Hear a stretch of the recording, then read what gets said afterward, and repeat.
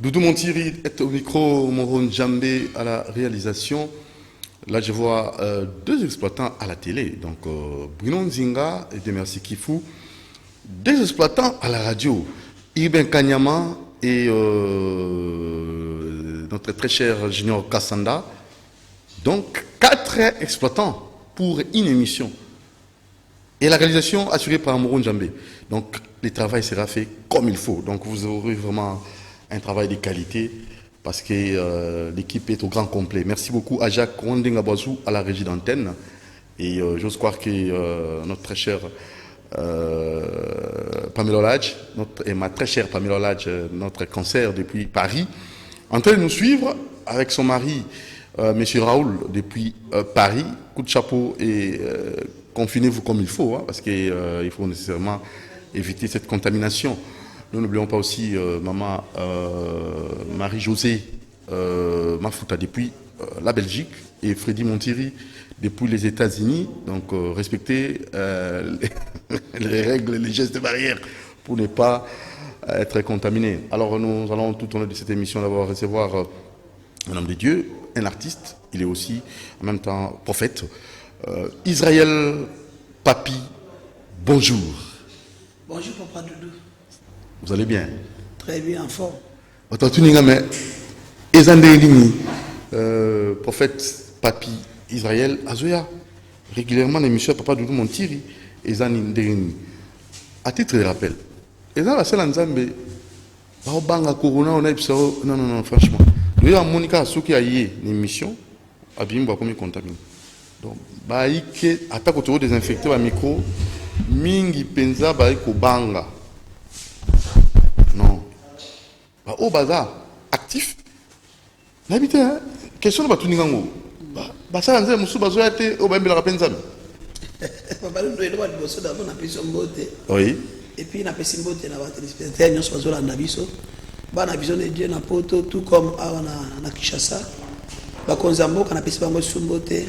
On a pris son beauté, on a pris son beauté. On a pris son beauté, on a pris son beauté. On a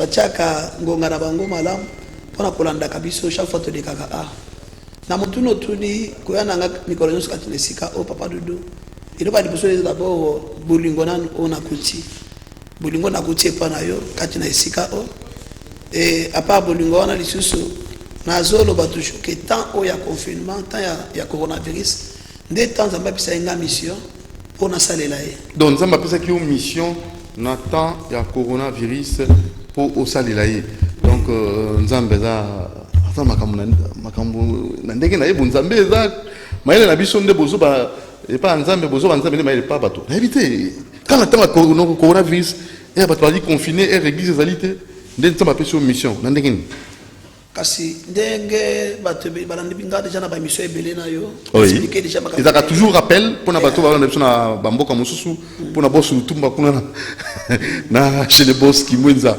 Ah, non, franchement, boss lutumba courage, hein? Monsieur bienvenu en Simana, courage. Boss Zaka Makasi, oui.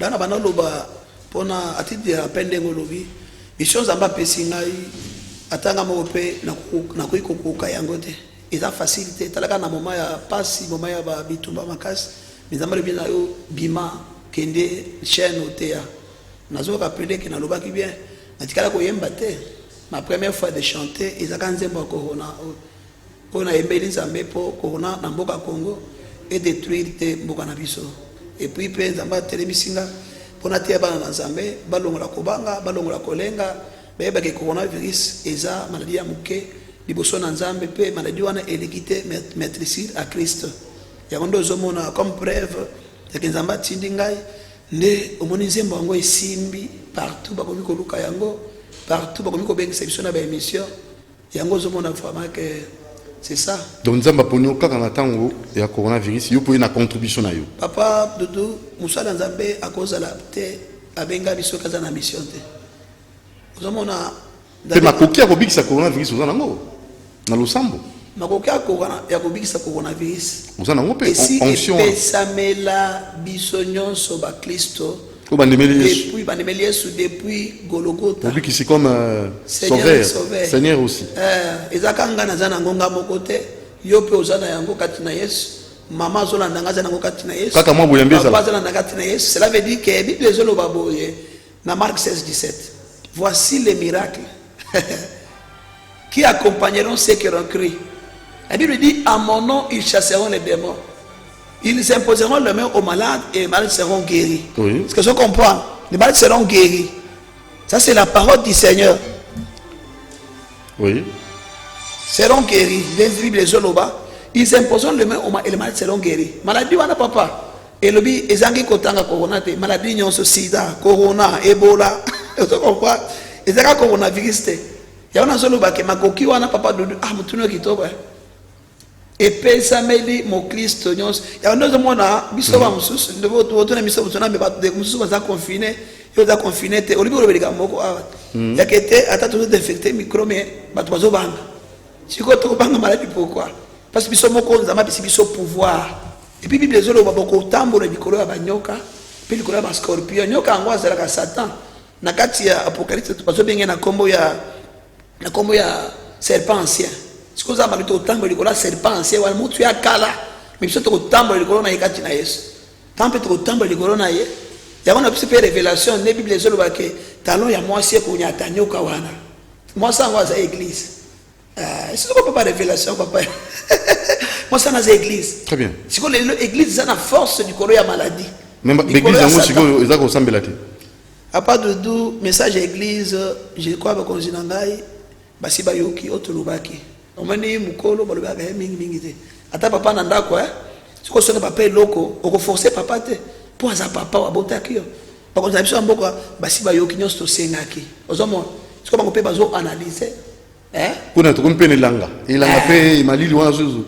Nini lisusu? Malili kasi yango belingaka malili te ye corona ngo.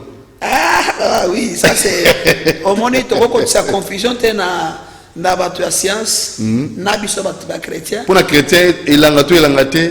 Yesu Bible zolo ba d'abord na mukanda ya psaume que biso ba oyo toza na kati na Yesu wana. Toza lokola yokasko, toza lokola nzete. Oyo elonama pembeni ya mai. Balobi ezala na tango mbula. Ezala na tango ya ilanga. Yozo pisaka mboma. Nazo palusa sikona koto ya corona. Biso ba chrétien. Otoza penda lokola kati na Yesu. Oyo Yesu abikola, abikisa, akangola. Nekulusu. Ezala elanga. Ezala elanga te. Ezala malati moko ko bateke lokola elangeye ya ngonde ekolia biso. Bino bana ba mindele bazolo ba wana. Babangisa bana nzambe te. Yango to moni mission na osala yango wana. Babangisa bana nzambe te. Mutu azobikisa corona ezali Yesu. Ezali nzambe. Nzambe wana nde akela ba saison wana. Akela saison ezali loko papa nzamba sala pour énuire peuple na yete. Mais au contraire kaka biso ba peuple nde tozolinga kuyeba nzambe wana. To ebike un jour nafandi na télé nazolanda magicien moko azaki na télé wana. Azoloba ke ba chrétien biso ba magicien to yebi makasi ya Yesu na bino wana. Mais bino moko bozoyeba ka makasi ya Yesu na bino te. Si vous comprenez? Pour nani? Kasi na lobaka papa Doudou que la bénédiction c'est la compréhension. La bénédiction c'est la compréhension.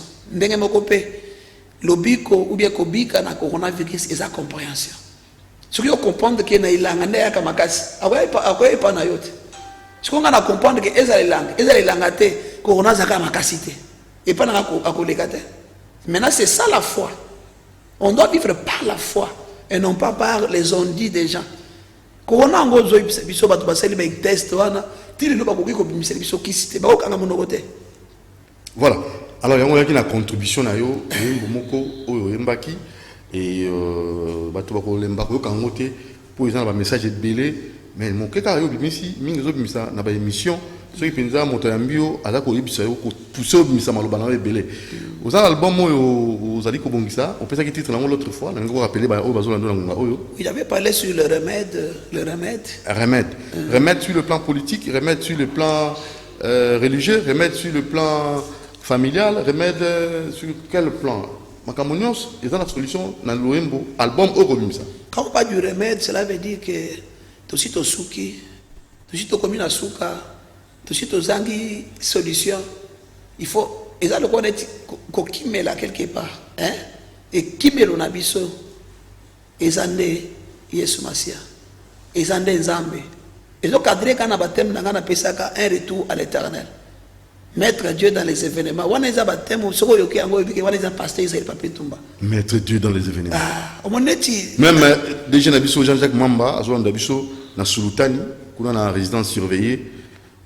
On rappelle na comme na qui candidat en 2018 ans. Un candidat. Donc, celui na Zouaki, na exercice na ngai ya mosala na comme parlementaire, en mandat ba ke na ngai. À 6 heures, on a évité. Il y a un président de la République, qui a président de la Fonds prêche dans le Kangamba. Pambate, il y a des droits, il y a des initiateurs pour être induire mon continent RRT. Donc, il faut nécessairement le président de la République, à la Penza, état de droit, il y a une là. Donc, le ministre va induire une RRT. Pour la qui n'y a faut que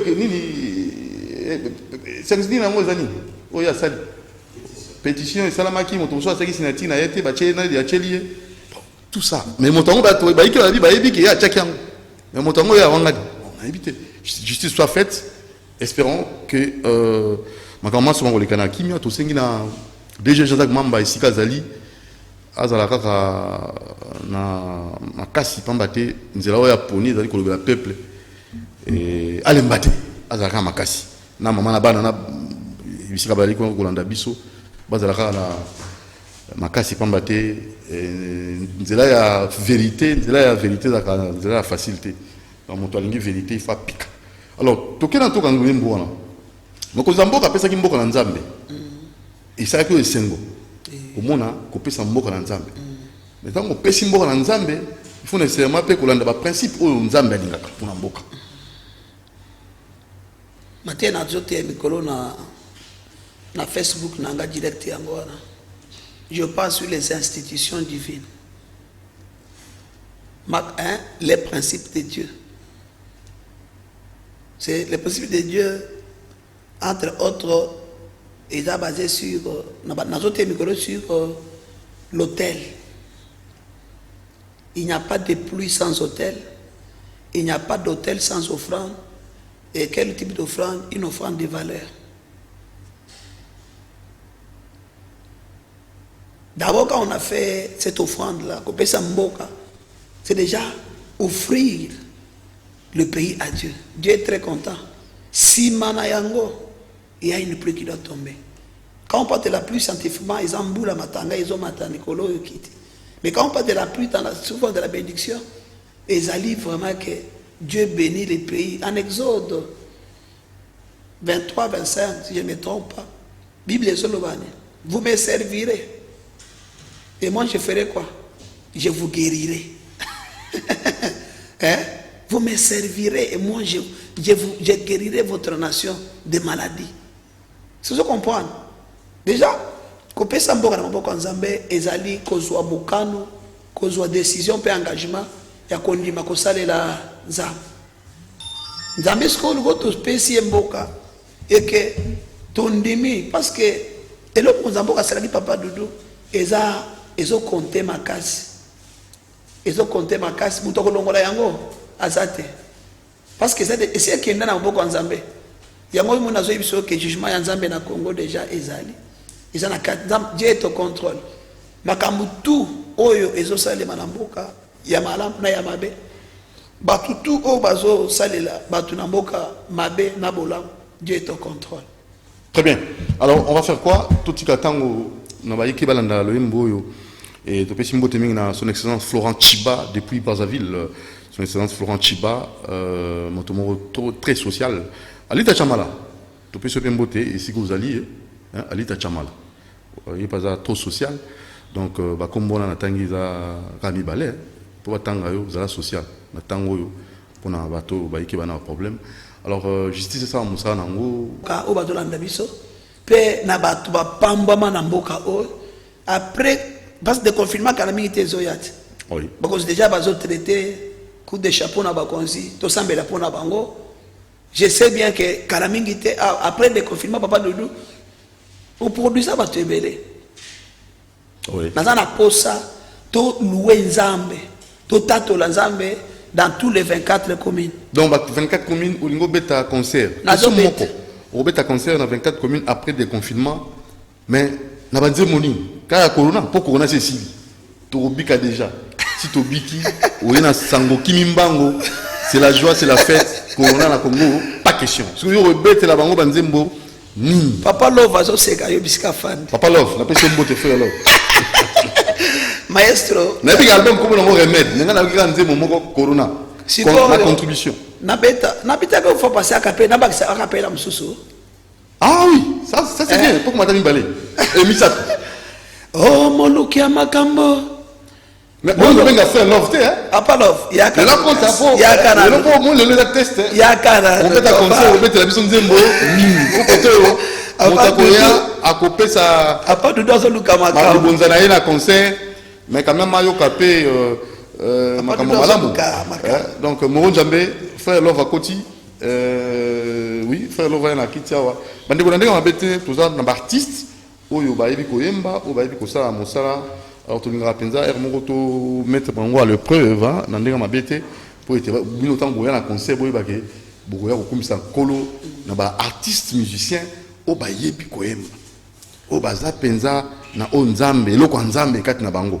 Alors ce qu'on va tinda testo ko benga na otindi testo na 089 61 52 634 089 61 52 634.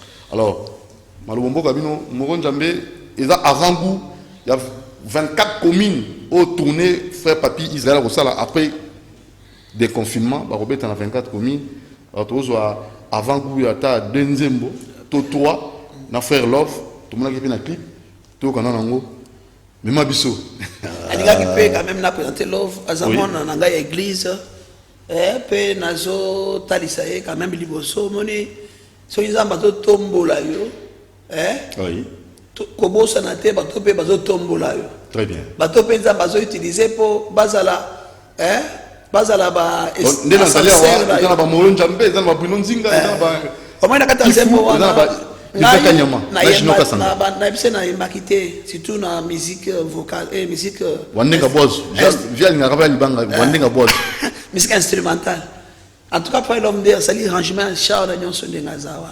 Ok, il y a un arrangement. Oui, c'est lui qui a fait les arrangements. Arrangeur des sons. Très bien. Coup de chapeau. Alors, on y va. Ok. Déjà, arrangeur des sons, Zawana. DA, directeur artistique. Oh, Molukia Makambo. Molongia Makambo. Molongia Makambo. Molukia Makambo. Molukia Makambo. Molongia Makambo. Molongia Makambo. Molukia Makambo. Asali Mokili. Elukelie makambo, alongi makambo, abongisi mokili, asali mokili, elukelie makambo, alongi makambo, abongisi mokili. Qu'est-ce que tu titres Nzembo? Yawe telema. Yawe telema. Ça y est. On m'a dit bolimo ya okati. On comprend? Ah bon? Bruno Nzinga son, nous qui bien. On vous a fait na oreille mo développer musical. On comprend. Biloko on a la bêta les aba révélation. Il faut qu'on expliquer yo. Très bien. Pour comprendre. Asali mokili aluki makambo. So la sala ngote. Malaka mo so ezate. Non, mo lobi dans la classe. Na uchana dans la classe. Bien que ça soit révélation spirituelle divine ou quoi, mais biso na classe d'environnement tout tanga. On appelle licencié en environnement. Oh mi ba. Félicitations. La nature sans l'intervention de l'homme, tout était en équilibre. Nous avons basé sur l'équilibre. Quand l'homme est venu, à Tché, sous un déséquilibre. Peu par exemple, quand on a un déséquilibre, nous avons basé la tête. Donc, comme il y a un déséquilibre, pour la libérer. Il y a beaucoup de politique, il y a reboisement, il y a déboisement sans reboisement. Il y a l'industrialisation, pollution. À Tché, déséquilibre dans le monde, à vous pour un déséquilibre, nous avons basé la tête. Peut-être que vous avez un déséquilibre. On comprend. C'est la qui toque, qui toque, mais mon toque au bébé. Tango yo tangaki na zaki na yo. On a un environnement, on a yembi et peso d'abord inspiration de la classe au tanga. La classe on attend.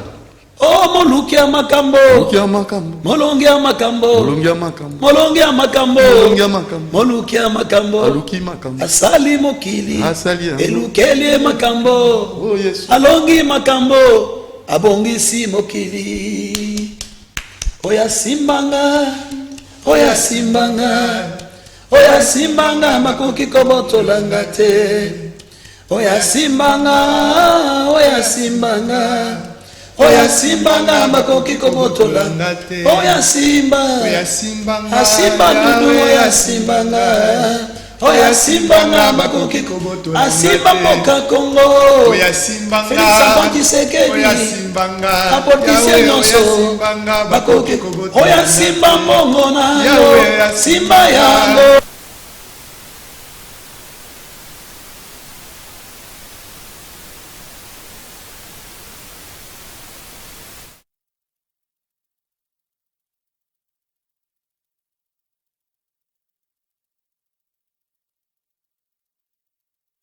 Oya simba yango bakongi kobotolanga te. Oyango telema, hey Yawe telema. Oyango yo telema, Yawe telema. Yesu lelo telema, alelo telema, alelo telema, Yawe telema. Yesu lelo telema, alelo telema, alelo telema, Yawe. Bukola bwa chilumba, bukola bwa chilumba, bukola bwa chilumba, bukola bwa chilumba, bukola bujaja makwa, bukola bujaja makwa, bukola bujaja makwa, bukola bujaja makwa. Kejika panga wani, kejika panga wani, kejika panga wani, kejika panga wani. Otala bitumba bitumba to bunda bunda, na biso moko tolonga yango te dudu. Telema banguna pe bitumba ya Kongo bitumba to bunda bunda na biso moko tolongi yango te. Ewe telema yango ne yango yo telema. Yesu ne mission telema na moya lelo telema. Oya na ba oyo bakangi na prison telema. Na état de surveillance telema. Zango yo telema. Yahweh, tokende pa ya nani, totuna na nani, oyo tozangi intervention telema, Yahweh telema. Ah, ça c'est très bien. Moi, quand je dis, tout bricolé comme on dit, tout on est, ils ont un quatre albums remède. Coup de chapeau, ils ont autopuni dans le Congo. Na pas Zambien, peut pas monter mais la vie sur le monde, franchement. Pas Zambien, évitez. Pas Zambien. Hein? Ah non, franchement. Bitumba Congo, nous avons gâté. Zambie. On a beaucoup de temps. On a mal de manger. Na okota na bo.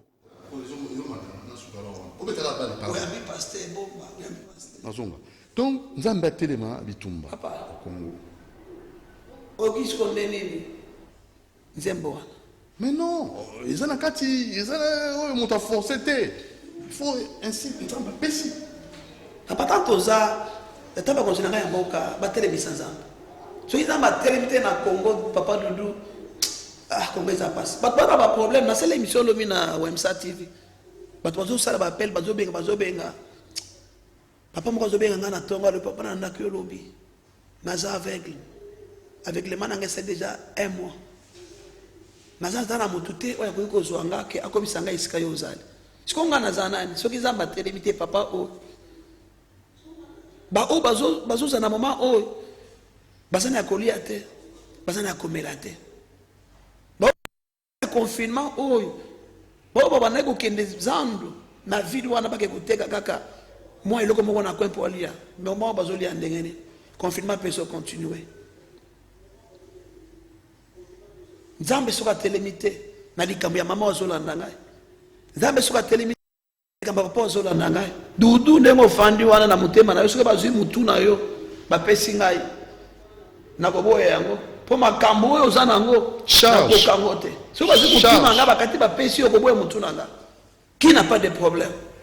To telemisa Nzambe na boka ko. Alors concert wana makokini ouvrir ko senga parce que 24 communes il va lui faciliter, il faut payer moi ma coquille. Il faut ma coquille. N'habite sur Pesambela. Nathalie si volonté n'a pas mboka Congo. Voilà après déconfinement. Après déconfinement, il faut tout couper sans Nzambe. Bible les autres, n'a pas de révélation pourquoi. Aux hommes on a que maladie à confinement, maladie à pandémie à corona oyo. Ils ont maladie moko, il y a Satan. Il y a une mission, il y a Satan, il y a qu'on faire taire. Ah bon? Oh, qu'on faire taire louange dans Zambé. C'est ce qu'on comprend, là. Oh, qu'on fait taire louange dans Zambé. On me dit Babiloko. Oui. N'est-ce pas oui? Bakangi Babilo ata babetio ko. Côté athée. Comment on a dit? Église est athée. Où? On doit comprendre. Biloko yo initiation ya biloko ebandi na Congo te. Et outi musika. Parce que eux ont mon oncle Zolo dans la mission. Nazo biso ma molimo. Na tanga ne eloko kangi okono bandenge ni. Côté athée. Côté athée ya église kangami. Est-ce que kanganza monoko? Yo nani kanganza monoko? Zambe motema nde lobaka. Makamunza biano nzamba lobaka. Et utaka na monoko te, utaka na motema. Ya komoni na kati ya temple, moso bazo benga ane. Bible zo monoko ekaukaki. Malobe silaki. Mais zamba yukaki nini? Malobe ya motema. Tu comprends? Très bien. Na baka lobe dikamu pona journée louange pour na batu ba comprendre que il faut pas soutenir yango. Pour ngai na lakisi de quoi je suis capable. Na nzambe nanga. OK. Il m'a donné la mission, j'ai fait. Maintenant o eza pour senga na do senga. Hein? Tu traînes à 3 minutes. Bo senga na ba autorité tout comme bato yo nzamba pambola na mboka na biso ba aider biso de tourner la 24 communes. Donc, tourner à 24 communes avec le pasteur Papi Israël. Ok. Alors, vous avez un contact, non? Ceux qui perdent, avant d'appeler ce contact, nous avons pris ces révélations. Bible, les hommes, Psaume 150, verset 6. Que tout ce qui respire fasse quoi? Loue l'éternel. Loue l'éternel. Si vous corona tango aye, azo simbani na bombo ya moto. Aboy louange. Souffle. Souffle. On a souffle ndeni neza. Respiration. Ne respiration pema wana. O Bible zo ba oyo nyonso zo pema sane. Akomisanza. Yesu ko attaquant. Si ko na ko attaquer. O nzambata na posa pema esala. Respiration ezala malampo muto akumisa nzambo akelaki. Nzambo apasala ye. Siko démon ayepo étouffer louange nza. Yango nazo senga bato bazola nanga. Numéro nanga ezali 069 659 069 659. Après des confinements, tous en a pour ça. Tout tourner 24 communes. Koyemba nzambe. Papa ngana yembela nzambe te papa dudu. Ngana yembela nzambe te. Il y a une mission. Ils allaient pas pitumba ayemba kanzambe comprendre nga bien. Na yembela nzambe te. Vous allez prophète. Na yemba kande nzambe. Ah, oyembela nzambe te moyemba nzambe. Ngana yemba kande nzambe. Vous comprenez? Au bas nzambe mi balé au lobby 3 minutes si ko to ça te pèse ya mi. To su ki sané na nzembo ya wana poto kabona na baba frère na biso bazali pewa. Na habité aux en remerciement ou bien frère na biso pe love le pas le bon moment OK. Na habité frère love ya yembara nzambe te na yembara ne nzambe. Yo pose un artiste musicien. Nuance, qu'est-ce qu'il veut dire par là? Pour yo au travail en tant que directeur artistique, ni nous remarquer et pas naïe comme ma qualité. Parce que Anzé Moussou Moutago Salanga a un studio à comment quitter. Bon, merci. Merci Papa Doudou. Il y a madame Papa Pasteur est allé les taux de l'onction, voilà. Les taux de l'onction. Voilà. Naza vraiment technicien, je fais l'INA. Naza allé écriture musicale, je sais écrire vraiment une chanson. Et Panangai na benganaka qui que ce soit ou sa musique à ma baie. Mais pas pasteur, il a le taux de l'onction qui m'a attiré auprès de lui. D'abord, on a offert la guérison et la prière. Ce qui m'a fait attacher, pas naï. Bandoko baebingai frère Love naza kaka arrangé, ya papa te naza arrangé, ya batte belé, presque maman nana lukezu. C'est belé donc je travaille avec beaucoup de gens. Alors et pas papa, donc il est pas naza moine. Donc il y a un que naza arrangé naza moine naïe. Donc c'est le taux de l'onction et celle qui naza la pembe naïe. Puis la musique les autres ne me pas naïe. Et j'essaie aussi de mettre seulement juste une petite chose où il y a déjà pas déjà belé. Donc c'est un peu ça. Très bien. Merci beaucoup. Alors papa pour nous ça remerciement pour ceux qui sont dans le limbo il y a Nzambe au Borobé télévision tourner à 24 communes au Zobongi. Il y a un remerciement na bakonza mboka pour bazana kati ya ko batela biso apa nzamba likolo bamonde bazo songa pe biso et puis pe bazana kati ya kokanisa malamu pona kofongolela biso église Je sais bien que Simba na yango et ça pour le coup dans Zambé. Bah merci na na c'est pas na papa Doudou. Oui. Comme ça na té les cambier 24 communes. Tourner à 24 communes. Quand tu sais ça, tu sais 24 communes que Lucas ko ici comme ko biso tout na zolo ba eza louange ya Congo. Mission za pesinga ya Congo pour na corona, Zamba longi corona. Batu bakangama ki na bombu ya corona ba bimi. Sikoto bimi biso no sport Congo bi ba poto louer Nzambe. Mais nous sommes na sengi bisungi ya butu tout akoyiko pesa biso sal kozwa engagement wana na commune na ye bien kozwa engagement wana na kocha biso na stade ata na sana bino wana bolo ya cher wana ya showbiz to koleka pona lokumu Nzambe bato bazwa showbiz wana beta musique ya mokili to kobetela pe Nzambe to louer Nzambe oyo abombi biso et beni ba kufi na ta corona biso to zakana en vie. Donc après des confinements, vous allez tourner à 24 communes pour rendre gloire à l'Éternel des armées. On a merci na bana nga vision de Dieu. Au balanda nga na poto pe na Kinshasa. Merci na ba de nyonso ba bipesa ka chaque fois dans les émissions na ba que ce soit chaîne ni ba zo se donner pour balanda biso. En tout cas na deux pesa merci pe merci na ba technicien na biso ba sala ka kenzembo na le kaka. Yango vraiment Zambonga na salelaka apambola bango nyonso vraiment et kozala malamu mingi. Très bien, donc barobengo na 0 9 6 fois. Ça veut dire 0 9 9 9 9 9 9 na suka 600 50 9. Voilà. Alors tout ce qui ça na appelle à nzé moment qu'on a qu'à remettre pour tout cabonant tu maman la biso Claudine bimo là. Yahweh, Yahweh, oh Yahweh, Yahweh, Yahweh, Yahweh, oh belela Yahweh, Yahweh, Yahweh, Yahweh, Yahweh, Yahweh, Yahweh, Yahweh, Kumi sanzambo yo Yahweh, Yahweh, Yahweh, Yahweh, Yahweh, Yahweh, Yahweh, oh Zamba papier, Yahweh.